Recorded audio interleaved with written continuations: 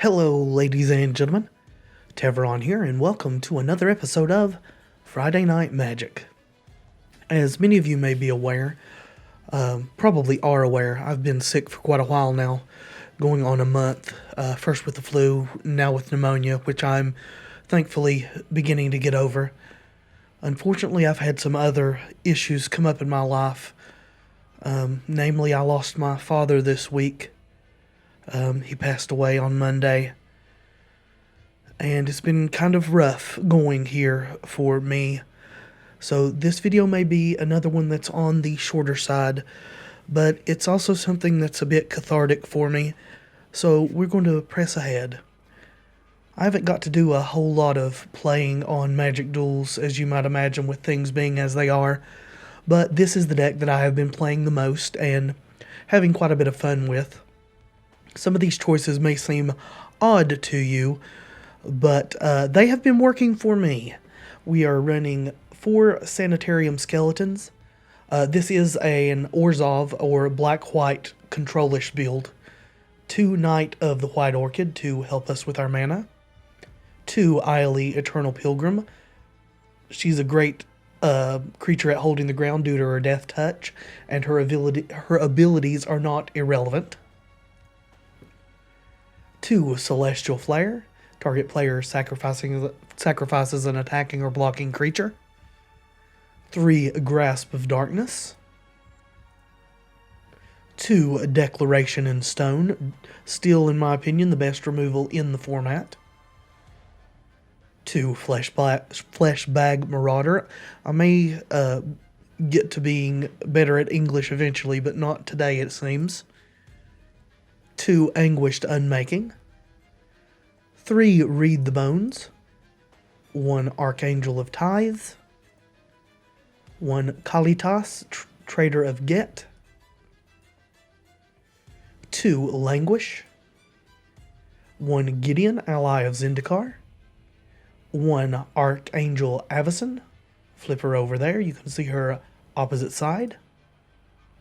1 Planar Outburst. 2 Tragic Arrogance. I prefer Tragic Arrogance in a deck of this type to Planar Outburst because we often have a creature that we would like to keep around. 1 Ob Nixilis Reignited. 1 Linvala the Preserver. And 1 Sorin Grim Nemesis. The mana base is 7 Plains, 7 Swamps, 2 Shambling Vent, 2 Isolated Chapel, 4 Evolving Wilds, and 4 Forsaken Sanctuary. So, with no ado whatsoever, let's play a few games, shall we? Alright. Unfortunately, we cannot keep a 1-land hand, so let's draw a new one.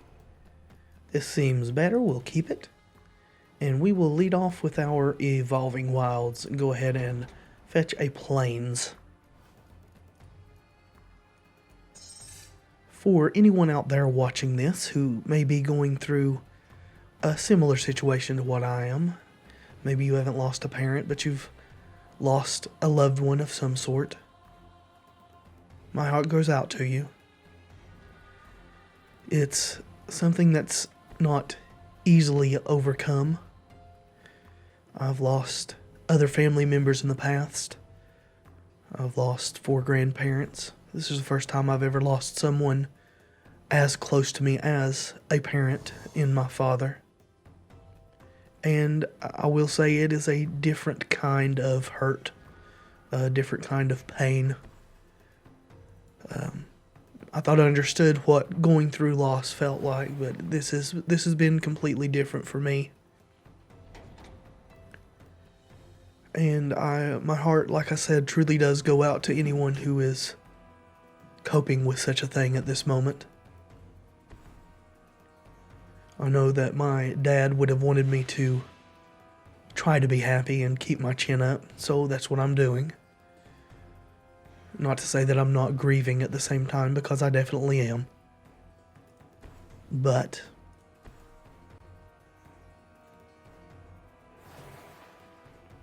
I will just let it go at that. I don't really have anything else to say, I suppose. These Sanitarium Skeletons have been quite good for me, honestly. The recursion lets them be a continual blocker and allows me to force my opponent in a lot of situations to overextend in an effort to get damage through. So we're going to block here. See what our opponent does. Gideon, okay. Well, that's a bit unfortunate. Gideon is not something I would like to deal with. We're going to go ahead and bring back this Sanitarium Skeleton.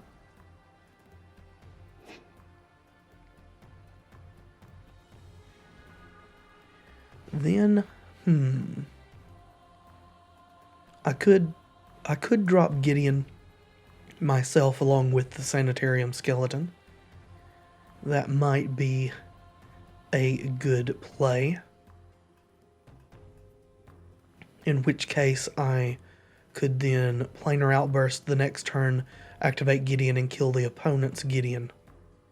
So we're going to attempt that. I'm not sure that's going to work out for me, but I think it is worth a try.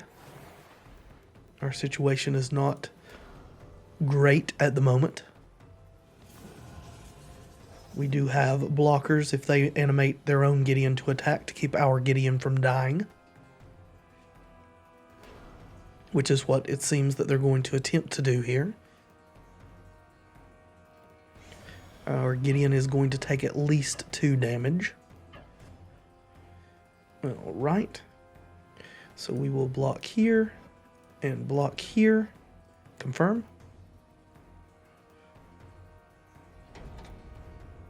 See if our opponent plays anything else. They do not.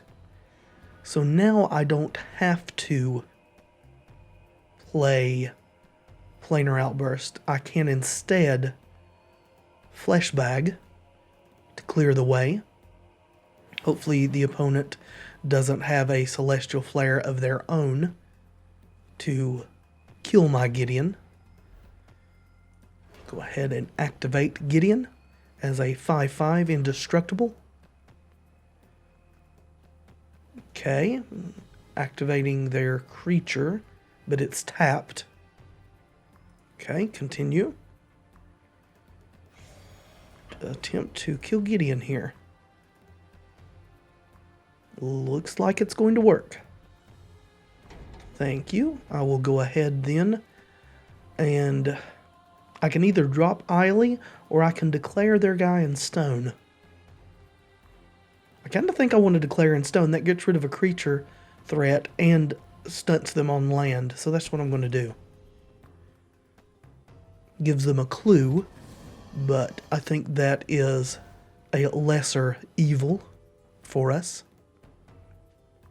And the opponent thinks that that is worth giving up, so we will leave the game also.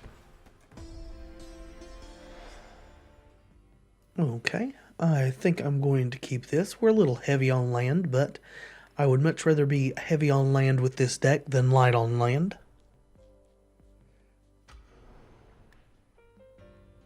Looks like the opponent mulliganed to 6, so that is also a bit in our favor. We'll lead off with the Forsaken Sanctuary, and if we can live to play Linvala the Preserver, that will be very nice also, as she would get us back into the game.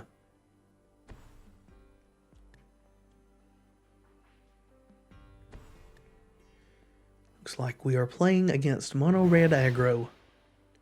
We will most likely be Grasp of Darknessing this Ember Hauler on our turn here.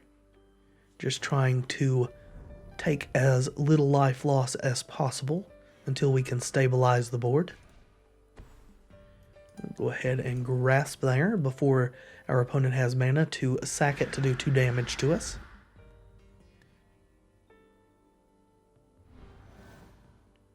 See what else they can muster in the way of an offensive here.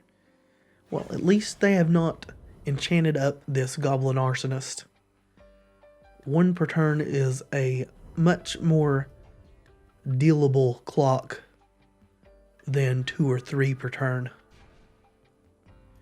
Alright. Ayli is a good play. Sufficient body to block the Arsonist and live. Her death touch makes her good against bigger things, and the sack to gain life is also quite relevant, especially in this matchup. Looks like our opponent is going to be burning an Exquisite Firecraft on Ayli. That's 4 damage that didn't go to our face. That makes me quite pleased.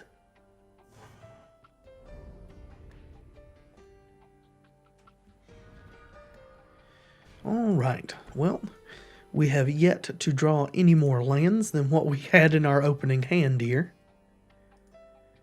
And it looks like the game is lagging a bit. Not wanting to let me continue. I don't know quite what is going on. Oh, well, I guess we'll continue playing against the AI. Don't know if that was a server issue or what there, but our opponent is no longer with us. There was definitely lag going down. I would not be surprised if it is a Duels server issue. Alright, Abbott. This is going to be good for us as far as wiping the board here. What'd you get? A mountain? Okay. I quite like the idea of a 2-for-1 here. So let's go ahead and languish the board. We'll take 1 from the Arsonist. We'll go ahead and sacrifice that Evolving Wilds. We'll get a swamp, I suppose. And we shall have enough mana next turn to go ahead and play Linvala the Preserver, gaining 5 life.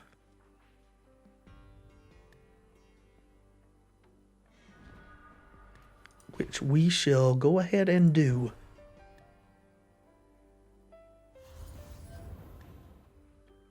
Back up to 20 for us, which makes the red decks cry.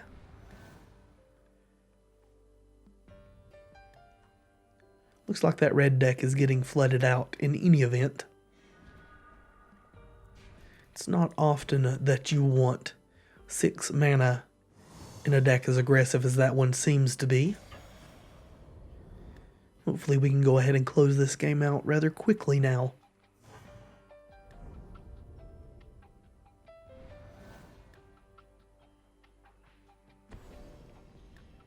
Rolling Thunder, killing Ayli, okay. Don't know why you are running Rolling Thunder in that deck, but you are, and that's your prerogative, I suppose. Go ahead and draw some cards with Ob Nixilis here. Make our land drop and swing for 5. 5/5 flyer is a pretty good clock.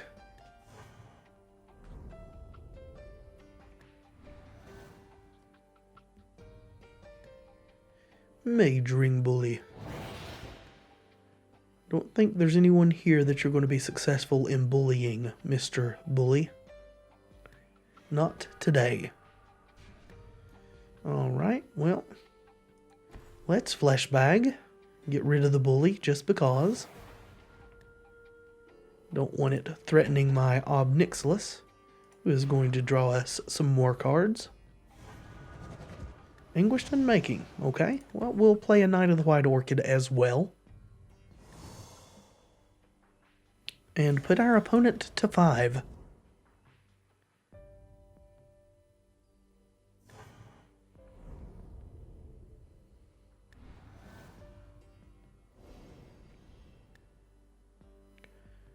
Okay. That was a weird split on the Rolling Thunder. But what can you do? You're playing against the AI. Let's go ahead and swing for the win.